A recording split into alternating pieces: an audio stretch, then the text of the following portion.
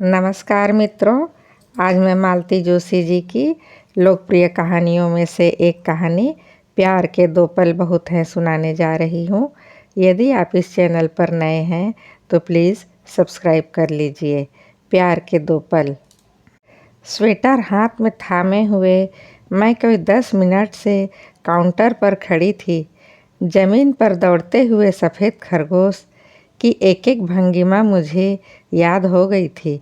उस डिज़ाइन का एक एक फंदा मेरे जहन में उतर गया था, परंतु सेल्समैन को मेरी ओर देखने की फुर्सत नहीं थी। दुकान के सारे अमले का ध्यान दुकान के मुख्य द्वार की ओर सिमट गया था। शायद किसी मुख्य अतिथि की आमद थी। मैं और मेरे जैसे सामान्य ग्राहक असहाय भाव से अपनी बारी की प्रतीक्षा कर रहे थे। धीरे धीरे मेरी खीज असहायता में बदल गई। मैंने तल्खी से कहा, भाई साहब, क्या 1 मिनट इधर देखेंगे?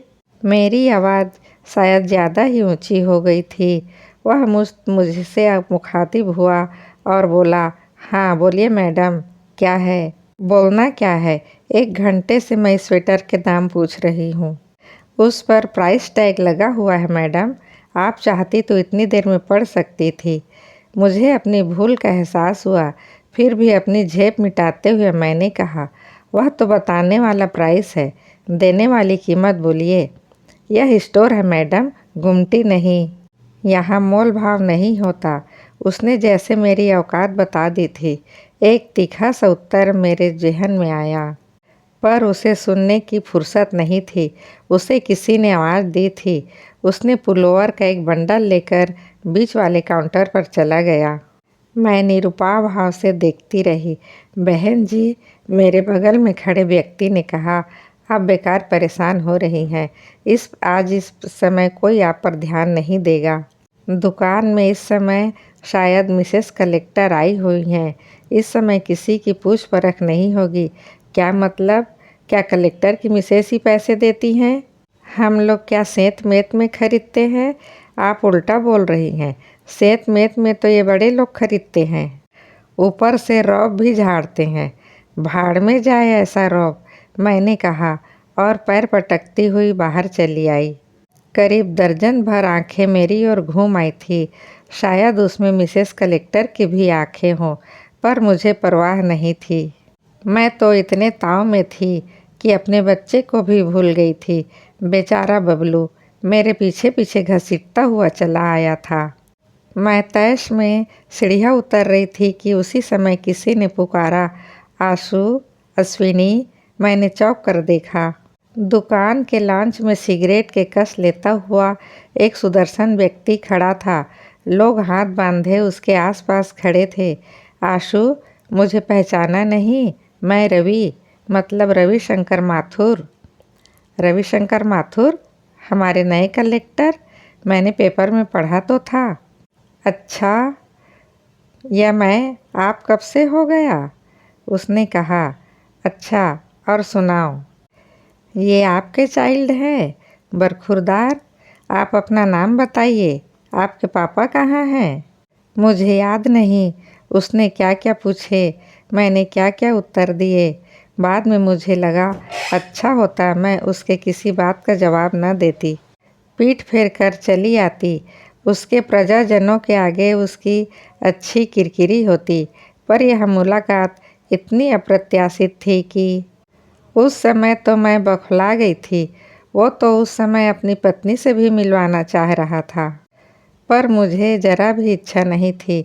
मिसेस कलेक्टर के सम्मान में अभी अंदर में जो नाटक हो गया था, उसकी उसे जानकारी नहीं थी, पर उस औरत से सामना करने का मुझमें हौसला न था। कितनी हसरत से, कितनी हिम्मत जुटाकर शहर के उस सबसे महंगे दुकान में पाँव दिया था। इस बार तय कर लिया था कि अपने लाडले के 5वीं वर्षगांठ पर इसी दुकान से ड्रेस खरीदूंगी। पर सारा मूड हवा हो गया था। लग रहा था सीधे घर चली जाऊं, पर बबलू जो साथ में था, उसे निराश करने की तो मैं कल्पना भी नहीं कर सकती थी। उसे तो सिर्फ कपड़ों से मतलब था, खिलौने से मतलब था। सस्ती महंगी दुकान से उसे कोई फर्क नहीं पड़ना था। लिहाजा मैं अपने को ठेल कर दुकानों में जाती रही। केक का ऑर्डर दिया, रिटर्न गिफ्ट के लिए चीज़ें खरीदी, नाश्ते का सूखा सामान लिया। फिर उसके मनपसंद ड्रेस लेकर हम घर लौट आए। चलते चलते उसने गन की फरमाइश कर दी थी, सो उसे भी पूरी करनी पड़ी। लौट कर खाना बनाने की ताकत नहीं थी तो मैं पाव भाजी लेती आई। खाकर तो मैं निहाल होकर बिस्तर पर लेट गई। बबलू अपने गन से खेलता रहा। मैं उसे मुग्ध भाव से देखते हुए दुकान की अप्रिय घटना को भूलने की चेष्टा करती रही। बिस्तर में लेटे लेटे जब मैंने मन को टटोला तो समझ में आया कि जो दुकान में घटना घटी वह अप्रिय तो था पर अप्रत्याशित नहीं था। हम मध्यम वर्गीय खरीदारों को तो दुकानदारों के ऐसे तेवर झेलने की आदत होती है। मन में जो कसक रहा था वह कुछ और ही था। उसका संबंध रवि से था, आदरणीय रवि शंकर माथुर। जिलाधीश जी, जीवन के इस मोड़ पर टकराने की क्या ज़रूरत थी। एक वक्त था जब मैंने आपका साथ चाहा था, पर उस समय तो आप मुंह मोड़ गए थे। मैंने महत प्रयास से उस अध्याय को जिंदगी की किताब से फाड़ फेंका था। मन को एकदम कोरा बनाकर उस पर नई इबारत लिखनी शुरू की। मेरे इस सायास आयोजन में आपकी दखल अंदाजी क्यों? मन पुरानी यादों की ओर लौट गया। कितनी पुरानी बात होगी, 20-22 साल तो हो गए होंगे, पर वह दंश, वह घाव आज भी ताज़ा है। एमए प्रीवियस में पढ़ रही थी मैं। उस दिन एमए फाइनल वालों का फेयरवेल था। बंद संवर कर ठीक 7 बजे मैं पहुंच गई थी। कॉलेज की कंपेयरिंग मुझे ही करनी थी। मुझे और रवि को, हम दोनों ने जैसे कॉलेज के हर फंक्शन का ठेका ले रखा था। फिर ये तो अपना कार्यक्रम था। रवि आ जाओ, थोड़े कार्यक्रम की स्क्रिप्ट बना लेते हैं। मेरी बात का जवाब नरेंद्र ने दिया। बोला, उससे क्या फेयरवेल स्पीच करवाती हो, बल्कि तुम्हें तो उसके लिए भी एक फेयरवेल नोट बनाना चाहिए। एक बुके उसके लिए भी मंगवाओ। मतलब मेरा यार दिल्ली जा रहा है। मैंने प्रश्नार्थक दृष्टि से रवि की ओर देखा। बड़े बेलौस अंदाज में बोला, हाँ आशु, नरेंद्र ठीक कह रहा है, मैं दिल्ली जा रहा हूँ। लेकिन क्यों? आईएएस की कोचिंग के लिए छोटे चाचा ने बुलाया है। आजकल वही हैं। उन्होंने कहा है यहाँ आकर कोचिंग लो। तो क्या परीक्षा नहीं दोगे? फाइनल होता तो शायद दे भी देता, पर साल भर बर्बाद करने का कोई तुक नहीं है। ये 2 साल वहाँ लगा दूंगा तो ज़िंदगी बन जाएगी। मुझे और भी बहुत कुछ पूछना था, पर तभी छात्रों का एक हुजूम सा दाखिल हुआ। बात वहीं ख़त्म हो गई। बात क्या, मेरा तो पूरा मूड ही ख़त्म हुआ। उस दिन का सारा कार्यक्रम मैंने बड़े बेमन से निपटाया। रवि लेकिन बहुत खुश था, पूरे समय चहक रहा था, लोगों की बधाइयाँ ऐसे स्वीकार कर रहा था मानो सचमुच सिलेक्शन हो गया हो। मुझे उसके जाने का दुख जता रहा था कि अपने अहम को ठेस पहुँचने का। यह मैं खुद ही तय नहीं कर पा रही थी। पर एक बात तय है, इतनी बड़ी खबर किसी तीसरे के मुंह से सुनना मुझे अच्छा नहीं लगा था। 2 दिनों तक मैं उससे बात करने को तरसती रही, पर मौका ही न मिला। पता लगा टीसी आदि निकलवाने में व्यस्त है, मतलब कि जाने की पूरी तैयारी हो चुकी है। मेरा तो कलेजा मुंह को आने लगा। तीसरे दिन मैंने उसे पकड़ ही लिया। वह दोस्तों से घिरा हुआ था। चटर्जी सर का पीरियड था, जिसे हम दोनों कभी मिस नहीं करते थे। उसे तो खैर अब कोई परवाह नहीं थी, पर उसकी खातिर मैंने भी पीरियड को मिस कर दिया। सारा संकोच त्याग कर सीधे सामने जाकर खड़ी हो गई। रवि, जरा मेरे साथ लाइब्रेरी तक चल सकोगे? फिर संभल कर बोला, क्यों, आज क्लास में नहीं जाना है? नहीं, लाइब्रेरी में ज़रूरी काम है। वह मना नहीं कर सका। लोग भी तितर बितर हो गए। उसने कहा, चलो, और मैंने सीधे कैंटीन की राह पकड़ ली। तुम तो लाइब्रेरी जा रही थी ना? नहीं, मुझे तुमसे ज़रूरी बात करनी है और लाइब्रेरी में बात करना मना है। उसने शायद खतरे को भांप लिया। वहीं रास्ते में ठिठक कर खड़ा हो गया। बोलो, क्या बात है? ये रास्ते में बात नहीं हो सकती। कैंटीन ना जाना चाहो तो यहीं कहीं घास पर बैठ लेते हैं, और प्लीज़ बार बार घड़ी मत देखो। आज ही गाड़ी का रिजर्वेशन तो नहीं है ना? वह झेप गया। फिर हम लोग चुपचाप चलते हुए कैंटीन तक आ गए। जैसा कि मैं जानती थी, इतनी सुबह वह लगभग खाली थी। हम लोग सबसे कोने वाले मेज़ पर बैठ गए। कहो, उसने बेजार से लहजे में कहा। तुम जा रहे हो? हाँ। कितने दिनों के लिए? कह नहीं सकता। कितने दिन के लिए जा रहा हूँ कह नहीं सकता। 2 साल 4 साल जितने भी लग जाए। जो ठान लिया है उसे पूरा करके ही लौटना है। तब तक मैं क्या करूं? कर तो रही हो। प्रीवियस करो, फाइनल करो, चाहो तो पीएचडी कर लेना। वैसे भी लेक्चररशिप तुम्हारी तय है, तुम्हें कोई रोक नहीं सकता। पीएससी भी कर सकती हो। तुम क्या सोचते हो? तुम्हें मैंने करियर गाइड नियुक्त किया है, तो तुम क्या सोचती हो? मैं ये पूछ रही हूँ कि तुमने मेरे लिए क्या सोचा है? वह ठठाकर बोल पड़ा। अरे तुम तो एकदम वह परिणीता वाली मीना कुमारी की टोन में बोल रही हो। मैं क्या करूं? मीना कुमारी की टोन में बोल रहा था और हंसे जा रहा था। उसकी नकल को देखकर भी मुझे हंसी नहीं आई। तब वह चुप हो गया। मैंने कहा, यही समझ लो कि मैं यह परिणीता के मीना कुमारी की तरह ही पूछ रही हूँ, मेरे लिए क्या सोचा है? उसकी आंखें आश्चर्य से फैल गई। आशु, आर यू सीरियस? क्या तुम सीरियस नहीं हो? सॉरी आशु, पर मैंने इस तरह से कभी सोचा ही नहीं था। We are just friends. तुम्हें अगर किसी तरह की गलत फहमी हो गई होगी तो मुझे बहुत दुख होगा। मैं अपने आप को कभी माफ़ नहीं कर पाऊँगा।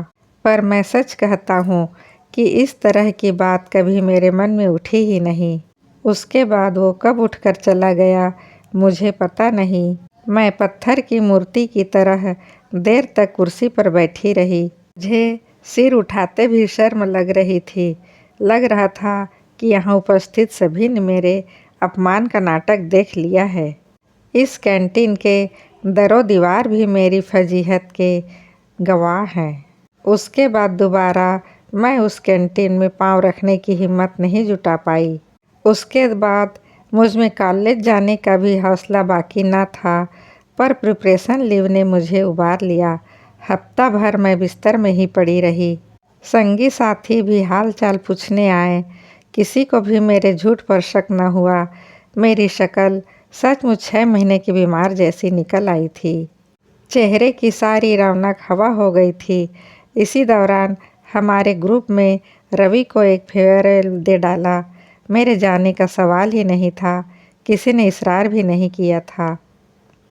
किसी ने इसरार नहीं किया, अफसोस भी नहीं जताया। मेरी सहेलियां मेरे व्यक्तित्व से प्रभावित हुई थी और आतंकित भी। उन्हें तो मेरे ना आने से खुशी ही हुई होगी। फिर एक दिन कुलदीप मेरे घर आया। कुलदीप मेरा बैडमिंटन में पार्टनर था। हम दोनों कॉलेज के लिए कई बार शील्ड लेकर आए थे। वह बड़ा हंसमुख इंसान था, पर उस दिन आया तो बड़ा ही संजीदा सी सूरत बनाकर सामने बैठा रहा। बड़ी मरियल आवाज़ में उसने पूछा, कैसी हो? बस जिंदा हूँ। उसका चेहरा और लटक गया। वह बड़े गंभीरता से मेरे इलाज के बारे में पूछता रहा। उसने 2-1 स्पेशलिस्ट के नाम भी सुझाए। उनके पास खुद ले चलने की पेशकश भी की। उनकी इस संजीदगी पर मेरी हंसी छूट गई। मैंने कहा, कुलदीप प्लीज़ भगवान के लिए मातम बंद करो। मुझे सिर्फ फ्लू हुआ है। तुम ऐसे बिहेव कर रहे हो जैसे मेरी कैंसर की आखिरी स्टेज चल रही हो। वह फिर भी गंभीर बना रहा। बड़ी देर बाद डूबती सी आवाज़ में बोला, अगर कैंसर की आखिरी स्टेज होती तो भी मुझे परवाह नहीं थी। मैं घर परिवार से लड़ जाता और तुम्हें डोली में बिठा कर ले जाता। अगर कल को तुम्हें कुछ भी हो जाता तो अपनी हैसियत के मुताबिक एक छोटा मोटा ताजमहल बनवा दिया, पर तुमने तो मौका ही नहीं दिया। कुलदीप, मेरी आंखें आश्चर्य से फैल गई थी। कुलदीप, यह तुम क्या कह रहे हो? इतना तीखने की ज़रूरत नहीं है, लेकिन मैंने शायद तुम्हें समझा ही नहीं। मैं तुम्हें समझा ना सकूँगा कि मैंने कितनी शिद्दत से तुम्हें चाहा।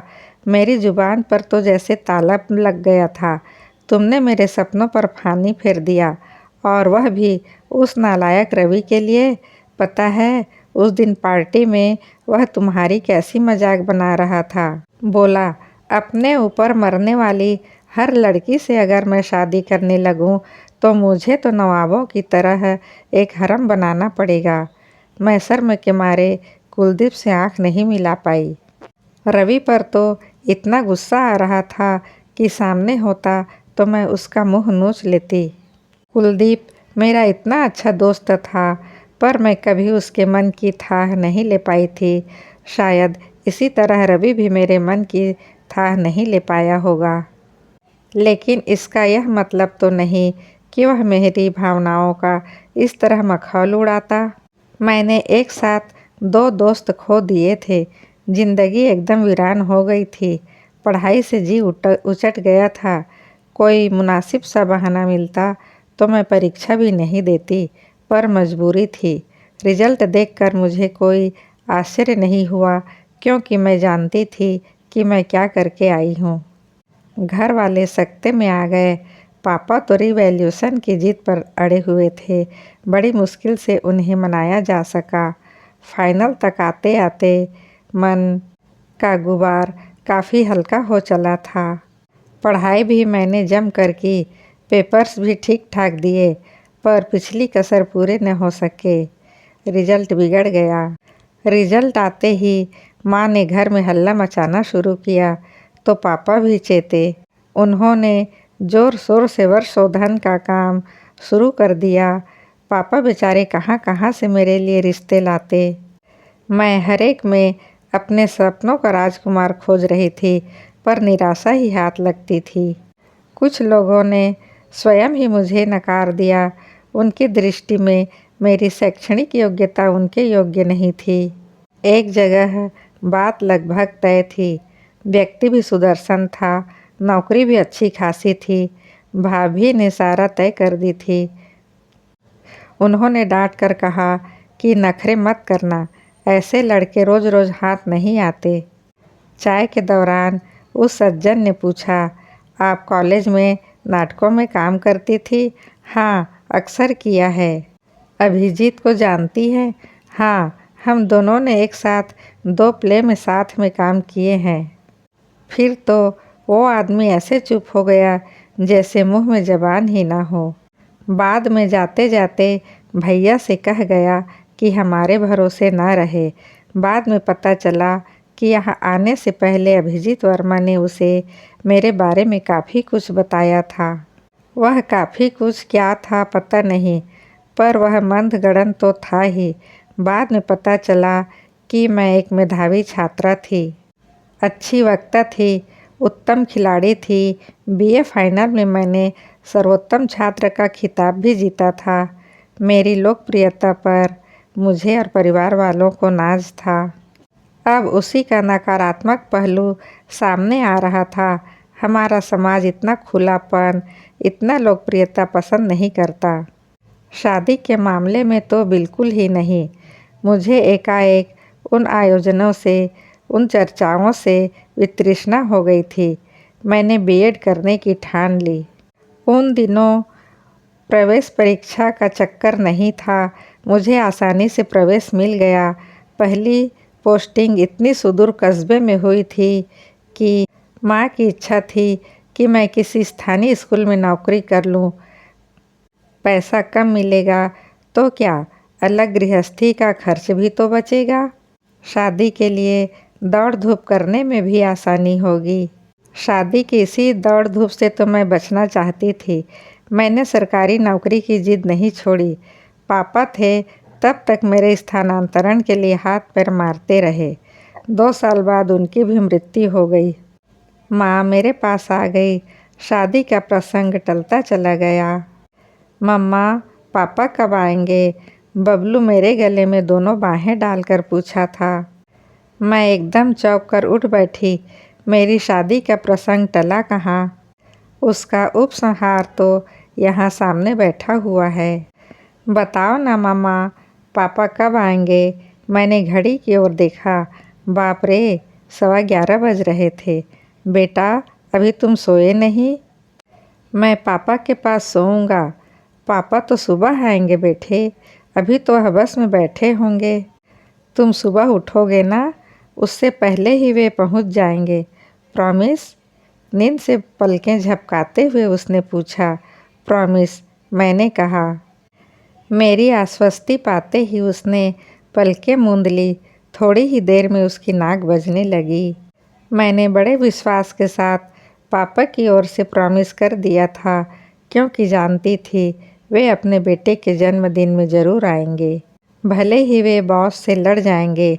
घर परिवार को समर्पित औरतें तो बहुत मिल जाती हैं, पर पुरुष बिरले ही नज़र आते हैं। खासकर उनका बच्चे के प्रति ममत्व तो अगाध है।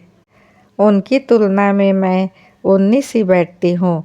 उनका अपना परिवार बहुत जल्दी बिखर गया था, इसलिए वे इतने भावुक हैं।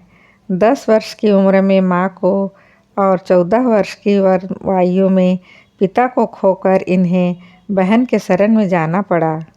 बहन तो अपनी थी, स्नेहमयी थी, पर उस परिवार में वे कभी सहज ना हो सके। उनके जीजा जी ने उन्हें कभी भूलने नहीं दिया कि वे दूसरे की रोटी पर पल रहे हैं।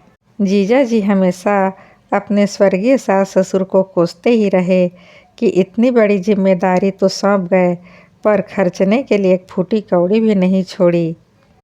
इन्होंने ग्रेजुएशन तक सब्र किया, फिर जो पहली नौकरी हाथ लगी पकड़ ली और घर छोड़ दिया। पर जहाँ भी रहे आधा वेतन बहन को बराबर भेजते रहे। 10 साल बाद जब जीजा जी नहीं रहे, तब बहन ने इसरार किया, अब यह दान खाता बंद करो। मेरे बेटे कमाऊ हो गए हैं, अब तुम अपनी ज़िंदगी संवारो। बहन ने ही आगे बढ़कर शादी की चर्चा की। उन दिनों मेरी भी शादी की चर्चा प्रासंगिक हो चली थी।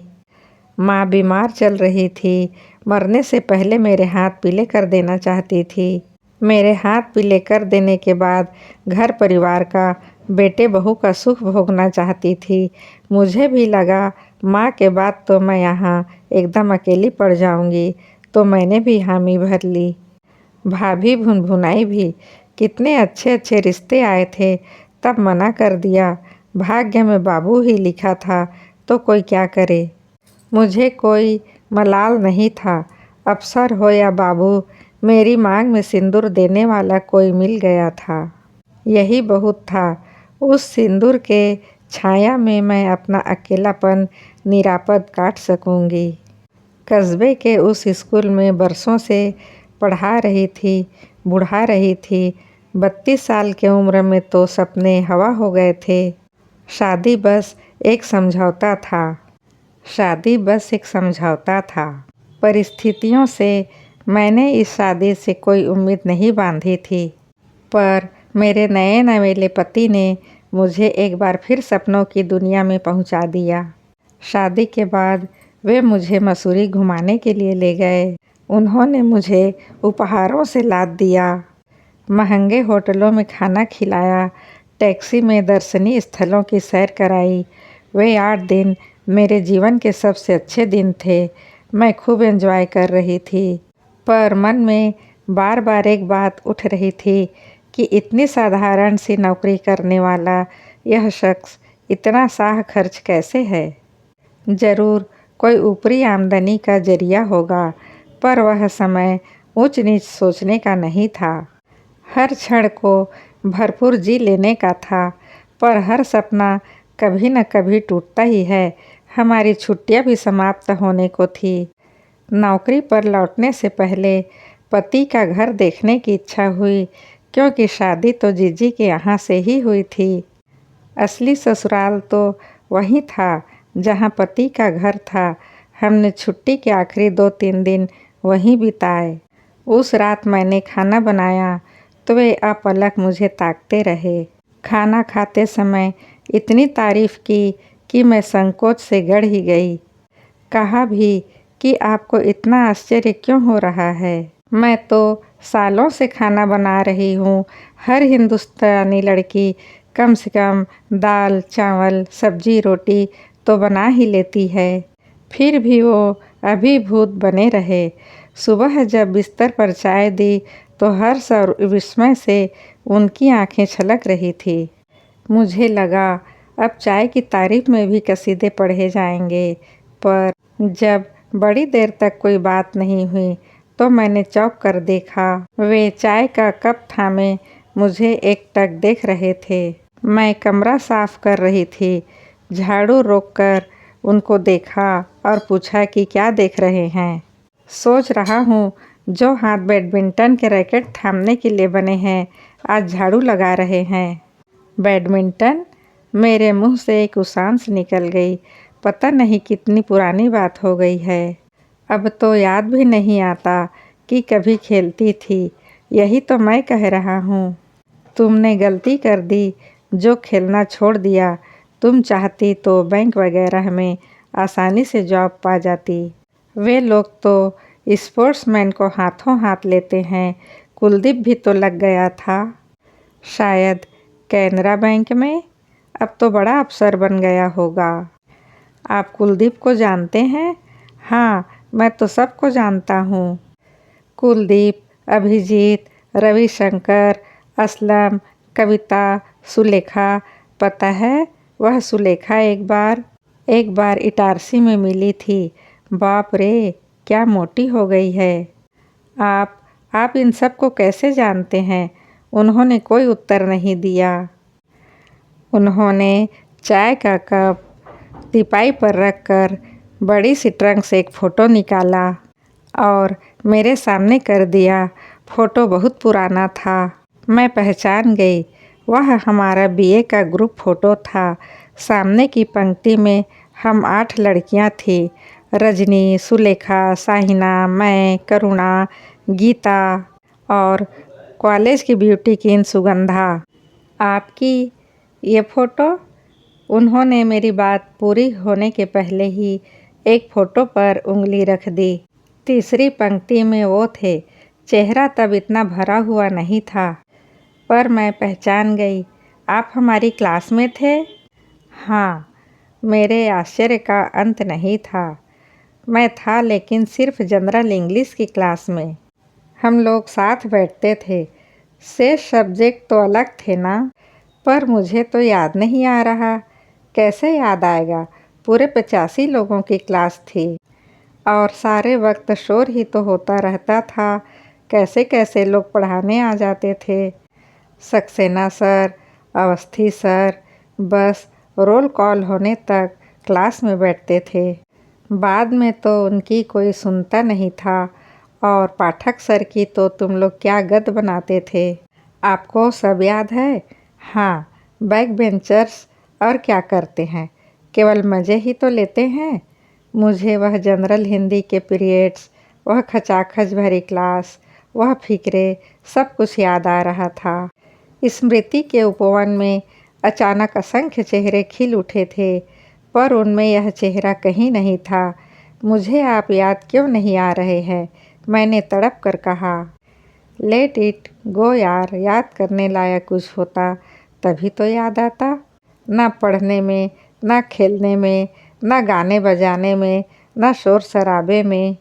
कहीं भी तो मेरा वजूद नहीं था। तुम कैसे याद कर सकती हो? बस डिग्री भर का वास्ता था। सुबह 2 ट्यूशन करके कॉलेज पहुंचता था। शाम को लौटते हुए 2 ट्यूशन्स करता था। इससे ज़्यादा करने का न हौसला था न सुविधा थी। आप मुझे जानते थे? कौन नहीं जानता था? तुम्हें कौन नहीं जानता था? तुम तो you are pride of our college. तुम, रवि, कुलदीप, सुगंधा, तुम सब पर तो कॉलेज को नाज था। तुम तो ऑलराउंडर थी। तुम पर तो रस्क भी होता था। ईश्वर एक ही व्यक्ति को कभी कभी इतना सब कुछ कैसे दे देता है। हम दोनों ने कभी बात नहीं की थी?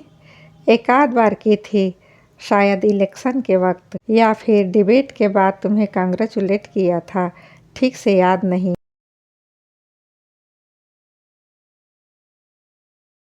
कैसे याद आएगा? तुम्हारे आसपास तो उन दिनों कितनी भीड़ हुआ करती थी। मैंने कितनी हिम्मत से मुश्किल से तुम्हें कांग्रेचुलेट किया था। क्या ये कुलदीप की भावनाओं को जानता था? क्या इसे रवि के बारे में मालूम है? ये शख्स तो सब कुछ जानता है, सबको पहचानता है। क्या अभिजीत ने इनके सामने कभी बकवास की होगी? मैं परेशान हो उठी। वह अतीत जो मेरे लिए व्यतीत हो गया था उठ खड़ा तो न होगा। हम लोग एमए में साथ होते तो शायद मुझे याद रहता।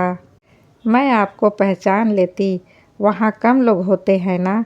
अरे मैं एमए कहाँ से करता। बीए करने के तो लाले पड़े हुए थे। साइंस ग्रुप में 75% मार्क्स थे। टेक्निकल लाइन नहीं कर सका, बीए कर सका यही बहुत था। बीए करने का ही धुन था। उस समय तो ऐसा था कि नौकरी करके जीजा जी के पैसे चुका दूं। इसीलिए जो भी नौकरी मिली पकड़ ली। शादी करने का तो कभी सोचा भी नहीं था, शायद अब भी नहीं करता। पर क्या, उस दिन जीजी ने तुम्हारी फ़ोटो दिखाई तो मैं हैरान रह गया। तुम्हारा रिश्ता कभी मेरे लिए आएगा ये तो मैंने कभी आशा ही नहीं की थी। उस समय तुम तो मेरे लिए आकाश कुसुम थी। पता नहीं किस पुण्य प्रताप से मेरी झोली में आ गया। बस भी कीजिए, कुछ भी बोले चले जा रहे हैं। सच कह रहा हूँ अश्वनी, तुम मुझ जैसे मामूली आदमी के लिए नहीं बनी थी। तुम्हारे पिताजी जीवित होते तो ज़रूर तुम्हारे अनुरूप वर खोजते। मैं जानता हूँ पिता का ना होना क्या होता है, मैं जानता हूँ। नहीं तो आज मैं भी इंजीनियर होता। चलिए यही समझ लीजिए कि हम दोनों के ही बदकिस्मती ने हम दोनों को मिलाया है। आप अगर इंजीनियर होते तो शायद हमारी शादी नहीं होती। मेरे भाई के पास शायद इतना पैसा नहीं था। मेरी बात शायद उन्हें थोड़ी सी राहत दे गई। उनकी खोई आंखों में चमक लौट आई। उस सुहानी सुबह ने भी मुझे एक सुखद मोड़ पर लाकर खड़ा कर दिया था। उस समय से मेरी मानसिकता भी बदल गई। यह शादी मैंने मजबूरी में स्वीकार की थी, पर पति के इस रहस्योद्घाटन ने मेरे जीवन को एक नया अर्थ दे दिया था। अब तक तो प्यार की पीड़ा से ही मैं परिचित थी। प्यार पाने का आनंद क्या होता है यह पहली बार जाना। कोई मुझे इतना चाहता है, इतने सालों से चाहता है, यह सोच सोच कर मैं पुलकित होती रही। जिंदगी के जो भी गिले शिकवे थे सब दूर हो गए। इस नई अनुभूति ने मुझे एक नई जीवन दृष्टि दी। मेरे मन में उस गृहस्थी के प्रति एक ममत्व, एक अपनत्व जाग उठा। 2 दिनों तक लगातार खटकर मैंने उनके ब्रह्मचारी आश्रम की काया पलट कर दी। सारे घर को धो पोंछ कर चमका दिया। किचन को जरा तरतीब दी। जो भी सामान था करीने से लगाया। बिस्तर पर कढ़ाई वाली चादर बिछा दी। खिड़कियों के लिए नए पर्दे, सोफ़ा के लिए नए कुशन खरीदे। पाँव पोछ तक मैंने बदल डाला। वे विस्मय विमुग्ध नज़र से मुझे देखते रहे, जैसे उन्हें अपनी आँखों पर, अपने भाग्य पर विश्वास न आ रहा हो। जाने से पहले धोबी घाट लगाकर मैंने उनके सारे कपड़े धो डाले। खुद बैठकर कपड़े प्रेस किए। कपड़े रखते समय संदूक की तलहटी पर मेरी नज़र पासबुक पर पड़ी। उत्सुकतावश मैंने उसे उठा लिया। मन में एक अपराध बोध सा था, पर मैंने मन को समझा लिया यह किसी तीसरे व्यक्ति का तो नहीं है। मेरे पति की पासबुक है, उसे खोलने का मेरा हक बनता है। खोल कर देखा, मात्र 500 शेष थे। पिछले 1.5 महीने में करीब 50,000 की राशि समय समय पर निकाली गई थी। जाहिर है शादी का जो भी थोड़ा बहुत खर्च है इन्होंने ही किया है। और मसूरी की वह शाही ट्रिप, पता नहीं मैं तो क्या सोच बैठी थी। यह तो घर आकर पता चला यह आदमी कितना फटेहाल है। ना रसोई में 4 बर्तन ढंग के थे, ना कपड़ों की अलमारी थी, ब्लैक एंड वाइट टीवी ज़रूर था, ना फ्रिज था, कुछ नहीं था। फिर भी उस घर से एक रिश्ता जुड़ गया था। जाते समय मन उदास हो गया। पर जब इनका भी बैग तैयार होने लग गया तब मैं चौंकी। आप कहाँ चल दिए? तुम्हें टैक्सी में अकेले कैसे भेज दूँ? पर टैक्सी में जाने की ज़रूरत क्या है? अच्छा चलो बस में ही चलते हैं। नहीं, आप नहीं आएंगे। बेकार छुट्टी बर्बाद करने से क्या फ़ायदा? अभी तो साल भर 30 त्योहार चलते रहेंगे, आना जाना लगा रहेगा। फिर परेशानी होगी। नहीं, आप साथ नहीं आएंगे। कल ही ज्वाइन किया है और आज फिर छुट्टी लेंगे? अच्छा लगेगा? बड़ी मुश्किल से मैंने उन्हें रोका। तब से बराबर रोकती ही आ रही हूँ। हर बात पर टोकती रहती हूँ। बार बार जताती रहती हूँ कि मैं कोई विशिष्ट अतिथि नहीं हूँ, आपकी पत्नी हूँ। हर बार मेरे लिए विशेष आयोजन की ज़रूरत नहीं है। उनके उत्साह को बांधना बहुत मुश्किल काम है। यह कठोर कर्तव्य मुझे हर बार करना पड़ता है, जैसा कि मैंने बबलू को प्रॉमिस किया था। यह सुबह ही 5 बजे सामान से लदे-फदे पहुंच गए थे। मिठाई, खिलौने, ड्रेस, बबलू की तो ऐश हो गई थी। फिर हम दोनों ने मिलकर घर सजाया, रिटर्न गिफ्ट तैयार किए, बच्चों के लिए छोटे मोटे गेम्स भी तैयार किए। बीच बीच में मेरा रसोई में और इनका बाज़ार में चक्कर लगता रहा। 5 बजे एकदम सब कुछ तैयार था। 6 बजे से बच्चे आना शुरू हो गए। 9 बजे तक हंगामा चलता रहा। हम दोनों बच्चों को देखकर खुश होते रहे। बबलू के जन्मदिन पर हर साल ऐसा ही हंगामा होता है। उसे उस समय किसी की नहीं सुनते हैं। मुझसे कहते हैं, देखो तुम्हारी हर बात मानता हूँ, पर इस बात पर टोका मत करो। साल में एक बार मुझे अपने मन की कर लेने दो। मेरे बहुत सारे अरमान हैं, उन्हें खुलकर निकल जाने दो। उनका अतृप्त बचपन कभी उनका पीछा नहीं छोड़ता। रात बबलू अपने उपहार खोलने में व्यस्त था और मैं बिखरा घर समेट रही थी। देखा, यह जूते बांध रहे हैं। क्या निकल रहे हैं? और क्या, ऑफिस में ऑडिट चल रहा है। और क्या, बड़ी मुश्किल से बॉस को पटा कर आया हूँ। हमारा ऑडिट चल रहा है। हमारी बातचीत से बबलू का ध्यान बटा और दौड़ कर आया, पापा के गले में झूल गया। बोला, पापा आप फिर जा रहे हैं? गंदी बात, आप अपना ऑफिस यहाँ क्यों नहीं ले आते? ले आएंगे बेटा, भगवान ने चाहा तो दिवाली तक मेरा ऑफिस यहीं आ जाएगा। मतलब कुछ नहीं, ट्रांसफ़र के चांसेस हैं। मेरा खड़ूस बॉस चला गया ना। नए वाले बॉस ने एप्लीकेशन फॉरवर्ड कर दी है, देखो कब तक होता है।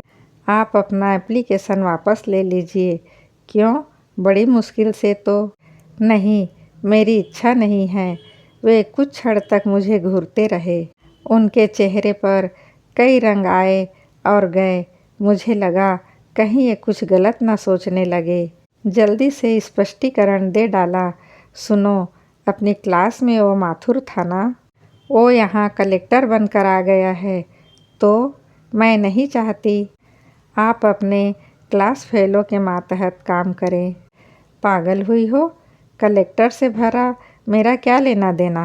फिर भी वो जिले का राजा होता है, कभी भी सामना हो सकता है।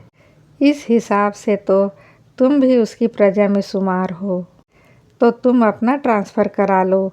कल को उसकी वहाँ पोस्टिंग हो गई तो फिर कहीं चल देंगे। बबलू बारी बारी से हम दोनों के चेहरे देख रहा था। उसके पल्ले कुछ नहीं पड़ा तो वापिस जाकर अपने खिलौनों में उलझ गया। उसका ध्यान उचट गया था, नज़र उठाकर हमें बार बार देख रहा था, हमारी बातें समझने की चेष्टा कर रहा था। अश्विनी, वे गंभीर स्वर में बोले, मैं इसीलिए हमेशा कहता हूँ कि ये मास्टरी तुम्हें फपती नहीं है। तुम एक बाबू की बीवी बनने लायक नहीं हो, तुम्हें तो एक अफसर की बीवी बनना चाहिए था। देखिए, मेरे भाग्य में अफसर की बीवी बनना लिखा होगा तो आप भी किसी दिन ऑफिसर बन जाएंगे। पर भगवान के लिए ऐसी बातें बार बार मत किया कीजिए। वे एक फीकी सी हंसी हंस दिए। मेरी तो कोई महत्वाकांक्षा नहीं रही, पर तुम्हारे लिए ज़रूर लगता है, काश मैं कोई कायदे का आदमी बन पाता। कायदे के आदमी और कैसे होते हैं? मैंने अपना सिर उनके कंधे पर रख कर कहा। हमें उस मुद्रा में देखकर बबलू भी पास खिसक आया था। मैंने उसे थपथपाते हुए कहा, एक फूल सा बच्चा, एक प्यार करने वाला पति, औरत को इससे अधिक और किसी चीज़ की दरकार नहीं होती है। नमस्कार मित्रों, अगली कहानी में फिर मिलते हैं।